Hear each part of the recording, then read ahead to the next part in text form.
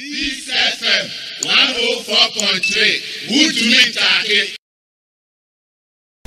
And of course, and some trouble for Shemu at the Sambituga Efa Galamsey Kwa Yaman Penny Akufuado Nenabai say Omoku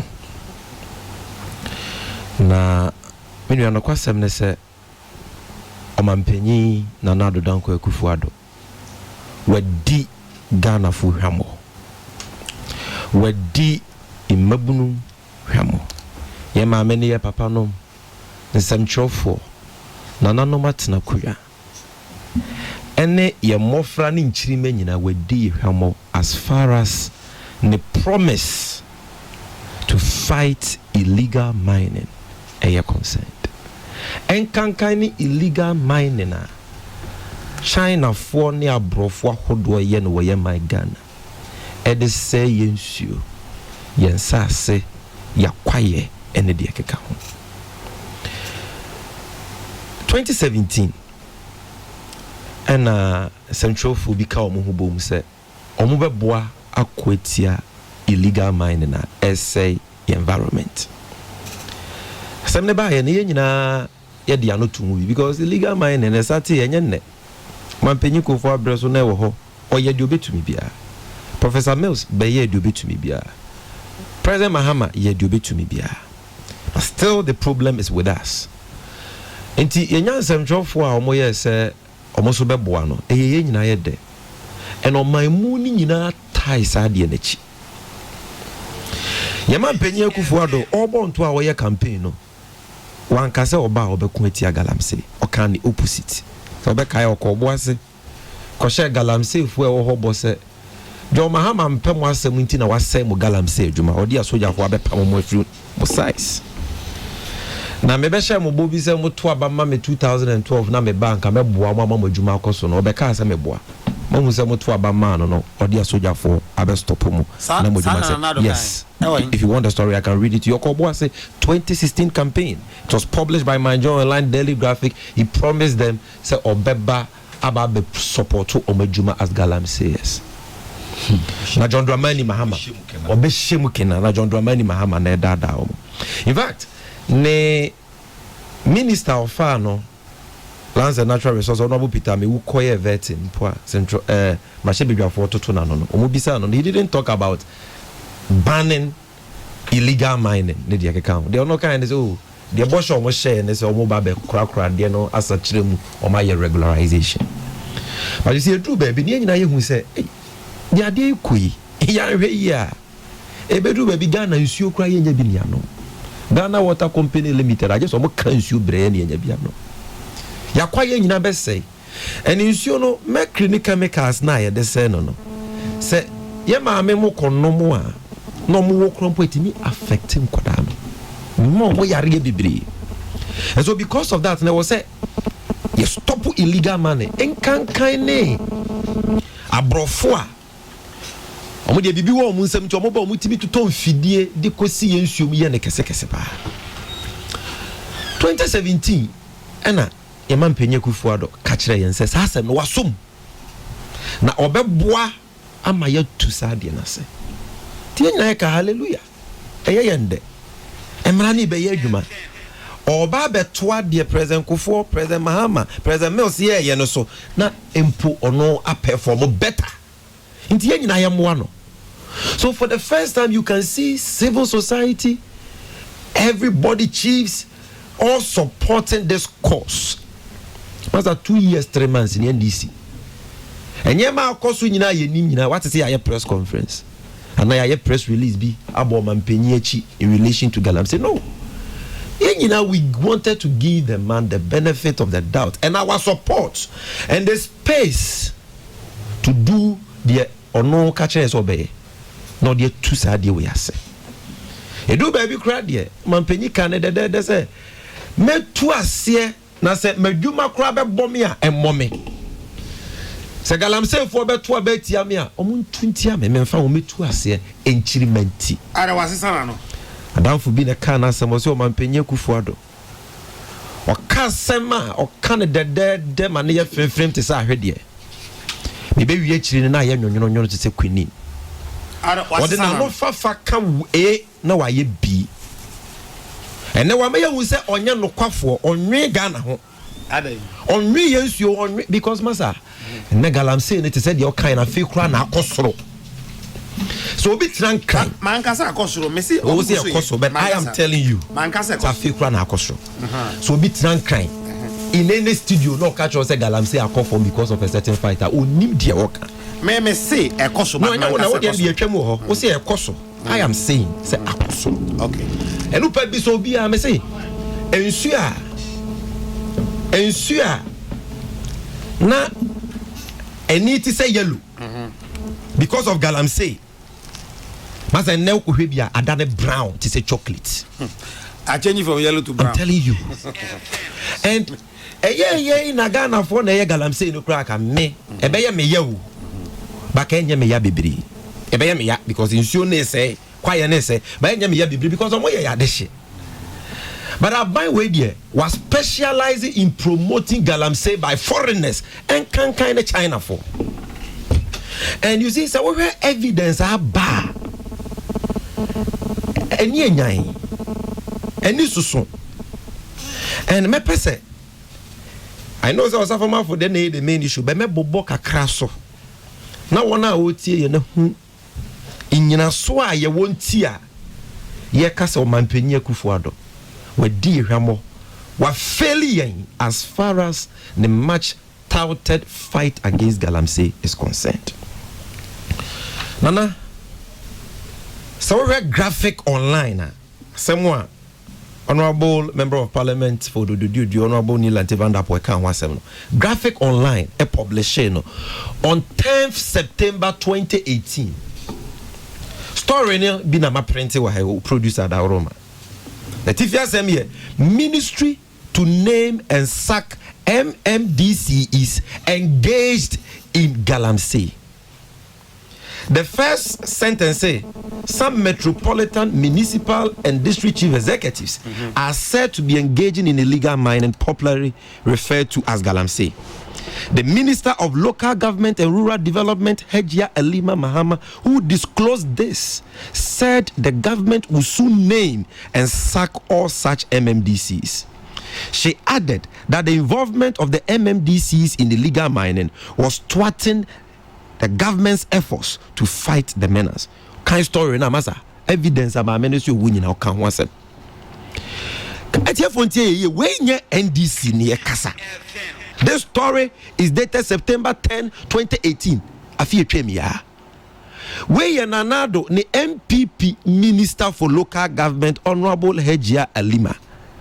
And on waba bonten say Nanado MMDC is our former Jumano.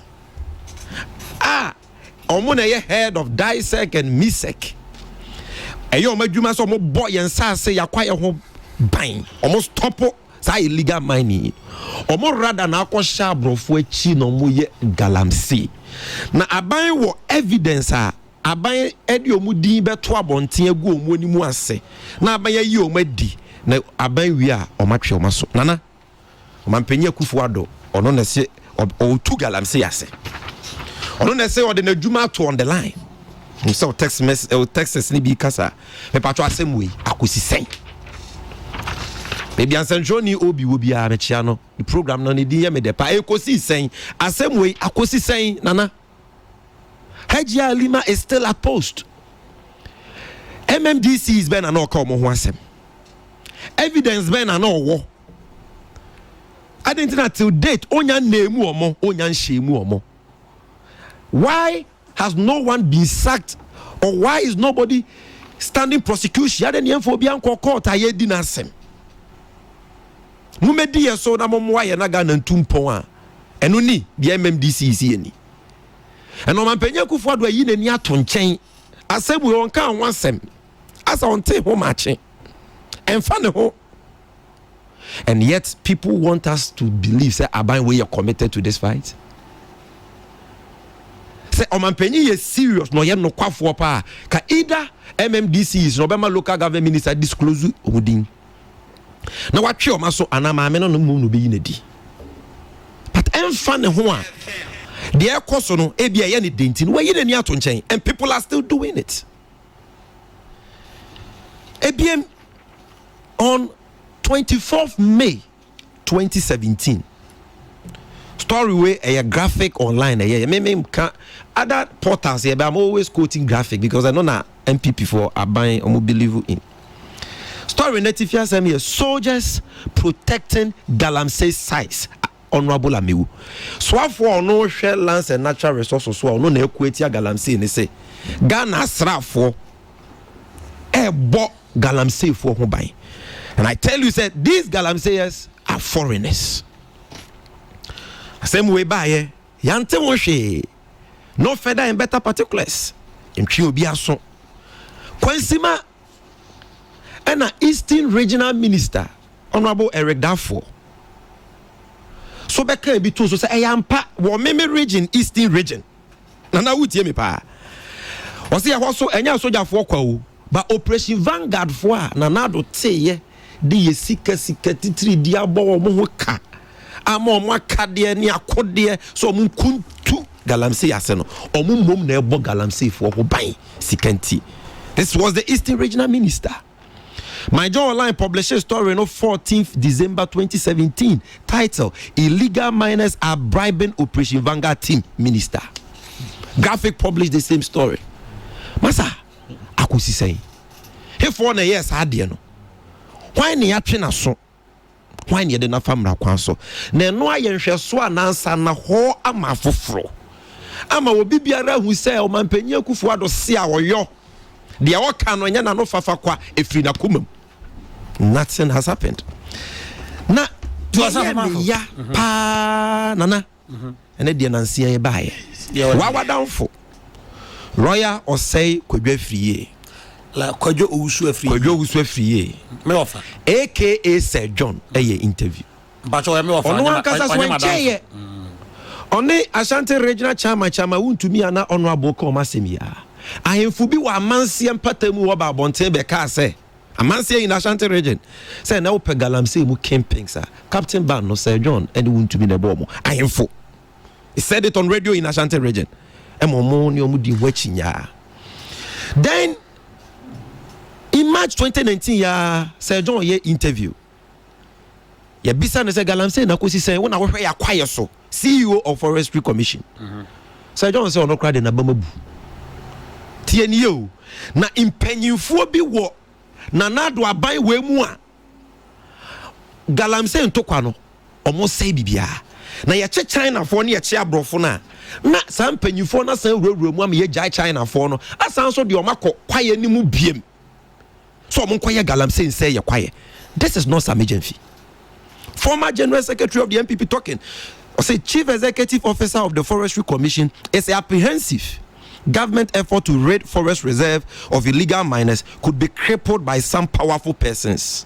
The Kwadwo also Afriye, popularly known as Sir John, says, despite the successes struck, blah blah, the story is here. So point is that Sir John Becker is the same way. Who are these big people in Akufo-Addo's government? Who protected these Chinese? Almost say ya quiet. Omo penyi ni krom ha won teye. Said the Chief Executive Officer Kenny, the local government minister Kenny, the Honorable Peter Mewu, the Eastern Regional Minister Kenny. What has he done about it if he's genuinely committed? Now in the area, Sam Johnny Anas Arimi Yawanas, Uncle Kwekubako, Koda Oneni Di Juma. Yeah, Shishemu Kama. Ede Omo Galamsey fraud documentary part 1 beto abonte. When you video no when you be ahwe. Nana when you be ahwe. Mahwe. Hwe bia wani betete obisu.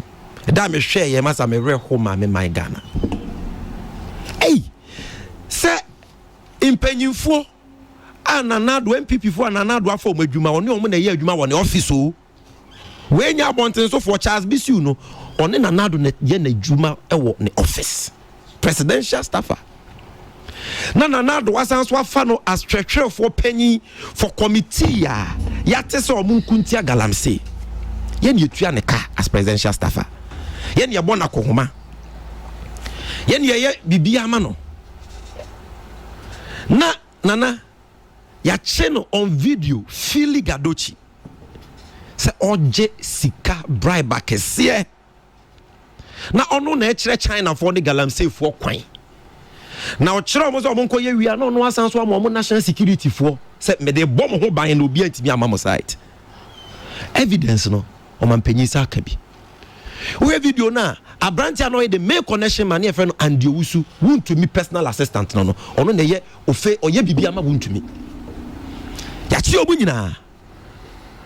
The evidence is there. How many months ni na do mo ho wa still Charles Bisui that's why your presidential staffer. Let's start teaching break.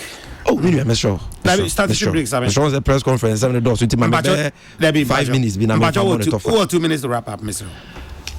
Nana. These people are still there. Charles Bisu still he's a presidential staffer you tuaneka. O wa kukodro mpo sa ban kwa manoni akoye programmer Okobi. Ye bisa na o se me de mi sika na ho ni tuaoka. He's walking free and you ask yourself say na Charles Bisu de obro Ghana mraso ana. Na oni de yem ya. Because of this fight. Ghana this year omo eye galamsey we don't support it. Ye kunkumbi ene ebinum de fiase omo so a omo mu mra bia so they are small scale miners emra na omo kwan se mo ye Ghana for mutimi small scale mining to mo follow mra na koje license omo concession na do stop omo adwuma for almost 2 years ebi bosia na omo koje ne bank ase ko 2 years omo nya adwuma ya hye omo fidie ya bobi tu aku omo te se bi mpredua sankoko na abai mu panyifo mo na wasa mo boy asase ne nsuo ho ban no mo gisika ya chemo a omo yakufu ado boys into no they are still working free men and people are saying that the president is committed to this fight but finally the enona etwen yema ye be kan asem we bi it's honorable ya wasafoma for asem e bato abonte look matise binum si ana wasafoma from pachel wasafoma for nya den and that is not our position wasafoma from po waboa yen Mami Aisha wine. I don't know. Say Benya second run. We can get a lot more time to explain this matter because you see, sa China ni bana ye kan ho asem no. Onye galamsey ni bia kwa.